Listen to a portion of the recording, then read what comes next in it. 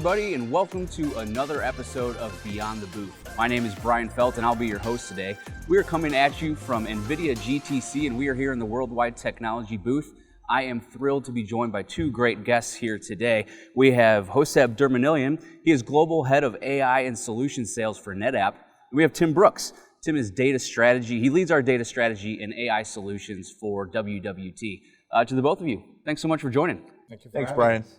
Well, I know we're going to get into a lot about GTC, some of the news that was made here over the last couple days. But before we get into that, I did want to get into just a level set on what we're seeing in the industry. I know a lot of our clients are looking to move fast with AI, but it's not always that simple. Tim, I've heard you mention several times there's not always a ready-made playbook that's just there for them to move with. So what are we seeing in terms of AI adoption, AI readiness? You want to start with that? Yeah, I will. So I think, Brian, that we've moved beyond now proof of concept for many in the industry and into production.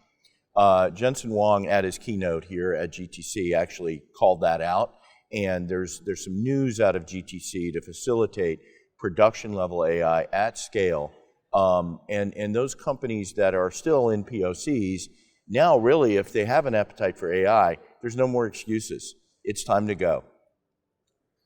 I can't say more to what Tim added on that one. What we're seeing is we are in the age of enterprise adoption of AI.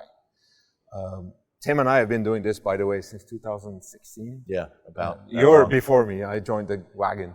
But what we are seeing recently, especially this year, is the enterprise requirements coming into the surface. And that means data management, security. It's not anymore a science project. It is real. It is happening.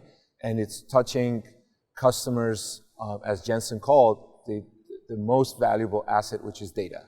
So we are started seeing those enterprise requirements coming more and more to the surface, especially at this GTC this week. In regards to enterprise adoption, let's apply it to some of what we've learned here at GTC thus far. What types of news or announcements or even themes are we tracking that are helping our clients move forward with their AI journey? So, two very big news items out of GTC are NVIDIA's unveiling of Blackwell, their new incredibly high performance training and inference platform for artificial intelligence. This is a massive leap ahead, and it will be released, we're told, end of this year.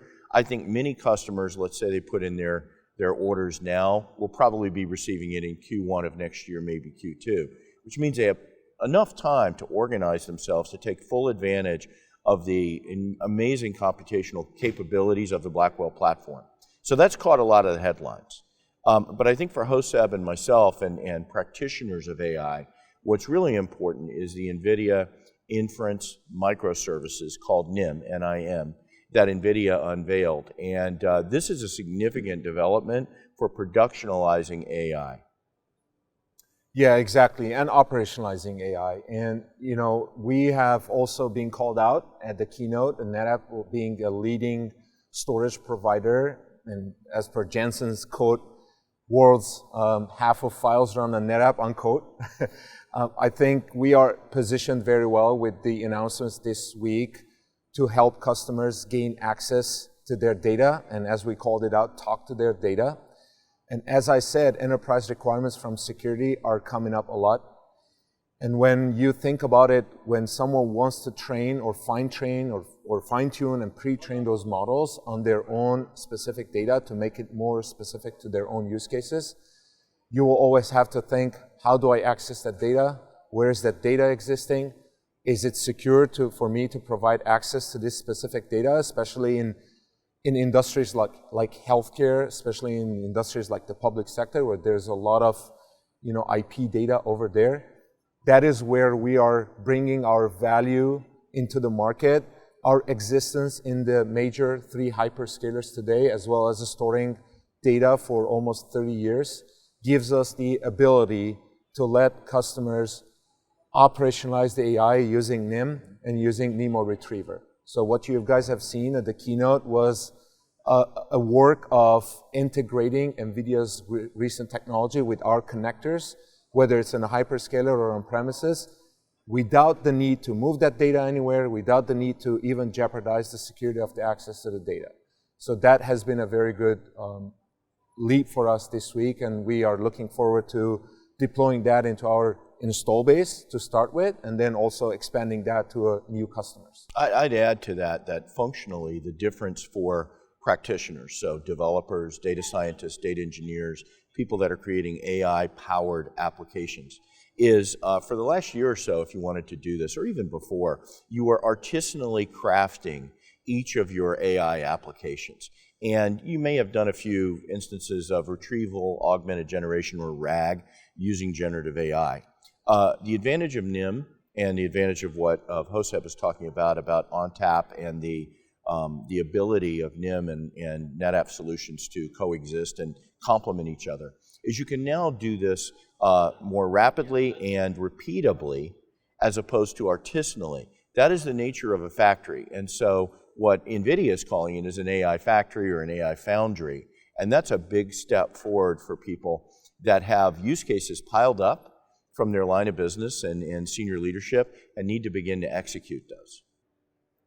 Well, Hoseb, I know in addition to the announcements made by NVIDIA this week, amongst a number of others, NetApp has its own series of announcements happening. And you mentioned already the ability for your clients to securely talk to their data that can oftentimes be in multiple locations.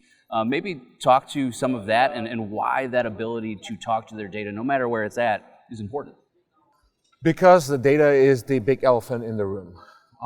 If you see the announcements, the Kubernetes piece makes the compute, as Tim said, move faster, operate faster, be agile. What's not agile is the data, right? Especially when you want to have the model operate based on your own business, you will need a lot of that data to be either centralized or to be able to be accessed wherever they are. Now, are customers wanting to move that piles of data to one place? Probably not. Do they have it in different places? Majority of them, right? And this is where NetApp's value kicks in, is we are telling customers, you can do this today. You don't have to create new data policies for your AI projects. And we can preserve the CISO level conversation in terms of, no, the data is not getting jeopardized. And this is where even we added our cybersecurity. One of our announcements was we are empowering AI with our own cybersecurity features, including guaranteeing against ransomware and all that. So that all comes into the play, right? I think in the past, and Tim would add more into this, we were very much focused on the just solid infrastructure itself. And we were only talking about terabytes of data, speeds and feeds. And I don't disagree with that. That is still over there.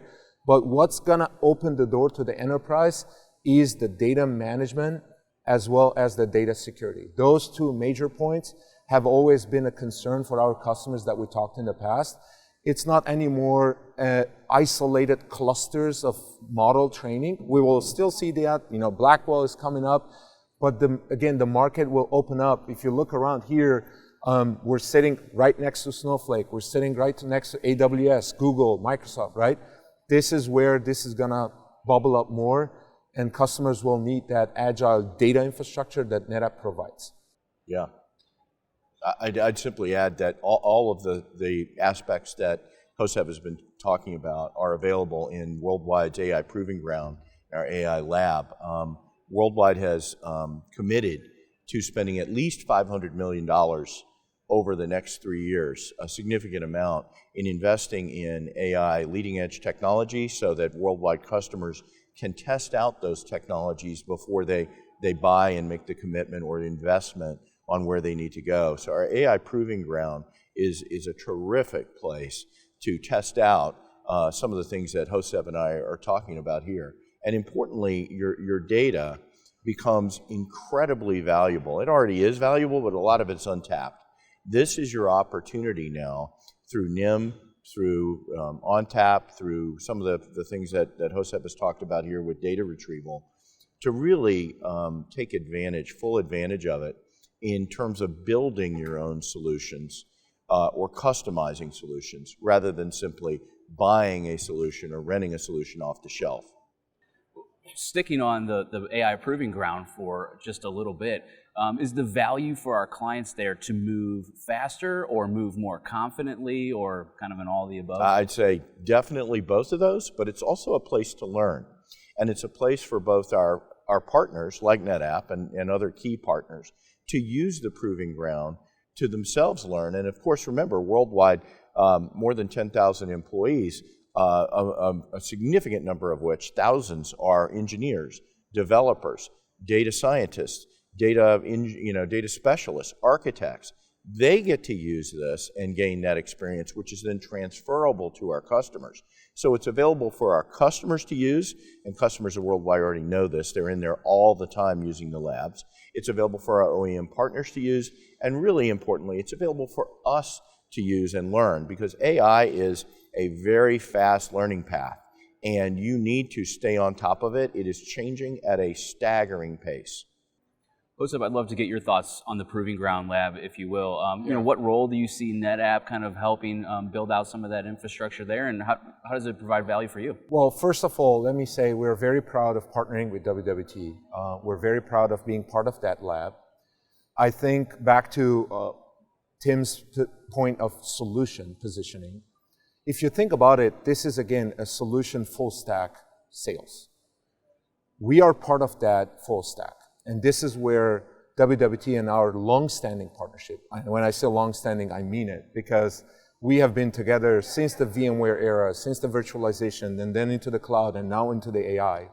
That strong partnership will help our customers leverage all of our technologies together, NVIDIA, NetApp, from one place. Add to that all the expertise and the engineering brain that Tim mentioned about. We cannot do this alone. And again, we are very enthusiastic about this partnership, and that's where, for example, the keynote, right? Everyone saw the Nemo and Jensen showed the slide. If you want that in action, no better place than WWT with their lab, with that integration to showcase it over there, right? So I think we have a great opportunity, and that's back to your point, we'll let customers see it, act it, and move fast, right? They don't need to wait, they don't need to get equipment, we have it ready today, even if they are here. They're not going to listen to this, but we have it today showcasing on how we can do that, and then let's go and deploy it. We don't need to wait. If one thing we want to learn from this GTC is the future is bright, but it's bright for those who move fast, right? Yeah. Brian, I'd add one thing. This partnership is a three-way partnership. It's NetApp, it's Worldwide, and NVIDIA. And one of the items that's important to us at Worldwide is, again, for the 7th time, we've been recognized as NVIDIA's AI Enterprise Partner of the Year. We're very proud of that award. It's taken a lot of work by a lot of people inside the organization, but some of the reasons for that recognition are not just because we deployed a vast amount of NVIDIA infrastructure, but we, through our AI Proving Ground, our AI labs, have helped ourselves and other customers learn how to use NVIDIA, how to use the infrastructure. We'll be featuring NIM in the lab so customers can get a feel for that as well. And together with NetApp and NVIDIA, I think it's a tremendous partnership that provides value to our customers. Well, not only that, but even beyond, you look at just the amount of booths here and the intense focus on GTC, that AI ecosystem is growing rapidly, and it's going to continue to grow. Hoseb, I know I've heard you speak before on just that complexity of the ecosystem. How should some of our clients think about approaching? And that's where we start with WWT, right? Because again, they have the expertise. It's a growing market, correct? You have multiple different ML ops providers. You've got Run AI who does the scheduling piece. Then you've got all the different components, whether it's a GPU and a DGX, whether it's a GPU and a server, and then you've got the storage, you've got the hyperscalers. So I think your starting point is where WWT's brains and consulting services can help the customer and pave that roadmap for them, pick up the tools for their specific use cases. Because one thing I've also, I learned and zoomed in this week is that there is no one solution to this, right?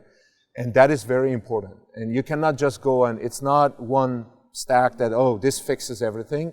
That's why if you start with WWT, you can get to the point where you will deploy the solution that is best fit for your services, for your own needs, and for your own use case. And this is where our suggestion have always been when we talk to our customers, if they are starting this AI journey, we are always recommending to follow a partner. And then obviously Tim and his team, and they have been doing this for a very long time, so they also built that capability to recommend and be the trustworthy for the customer to put a solution based on our learning. We're not doing a science project here. We know how this works. Right. They know how this works. We've done this before. Let's do it together again. Yeah, thank you, Hoseb. It's important to note that one of WWT's capabilities is consulting practice. And what our consulting practice does, and this is a group of my colleagues, and we're very involved in this, is helping CIOs, CTOs, and other executives determine what are the long-term implications of the decisions I make today. What should those investments look like? What's the trade-off analysis? How can I test that AI proving ground once again? But also, if I'm going to build a factory, which is a system of systems, what should that look like? And for most organizations, that's new. But for us, we've done it many times with many different types of organizations. And I do think that's a significant value for our customers, is to be able to help them, as Hoseb indicated, one size does not fit all. What is your size? How can we help size your environment? How can we help size where you want to go forward and how you want to go forward? Use case determination, we can start at that. We can even start above that at strategy. What is your corporate strategy, and how do you differentiate using AI? How do you better serve your customers, your employees, your partners, your associates? All of that can be done, or we can get as granular as what's the data pipeline look like for this particular workload? Those are some of the capabilities of Worldwide. Right. And add to that, what we deliver from a data management perspective, it lets WWT team to open up the horizons to talk to those customers who have those data management challenges. And that's where the mutual benefit comes from, because again, it's not a box moving conversation. It is beyond that. It's not only speeds and feeds, it's beyond that. And this is where the value of the partnership comes into the play as well. Well, knowing that it's not a one-size-fits-all, I'm curious how the infrastructure and data management landscape, how might it be shifting over the next 6, 12, or 18 months to accommodate for some of the news, the innovations that we're hearing about this week? Well, I'll start. So first, we're in meeting with customers here this week. We're already seeing a shift of workloads in conventional CPU to GPU acceleration, model training, and then raking some of those workloads either in a hybrid architecture or raking them back in from cloud. That's one. Number two, there is a great deal of interest and now investment in data centers and colos offering GPU as a service. So imagine you're an organization and you don't want to necessarily invest in your own supercomputer, nor do you, for whatever reason, did you feel like all of your workloads in cloud are the right thing to do.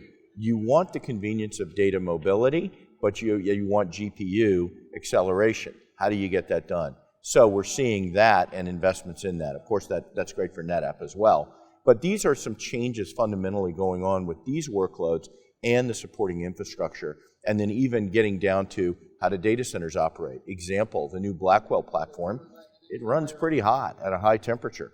Power and cooling are significant considerations for GPU environment.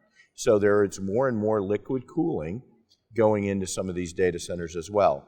We're familiar with that. We've been helping customers with that for at least 5 years. But it's an area of opportunity that many data center operators are now seriously looking at and trying to fix. No, I totally agree. And we kept getting the question this week, why were you the only storage vendor in Jensen's keynote? And back to the infrastructure piece, because this is becoming more of an enterprise play.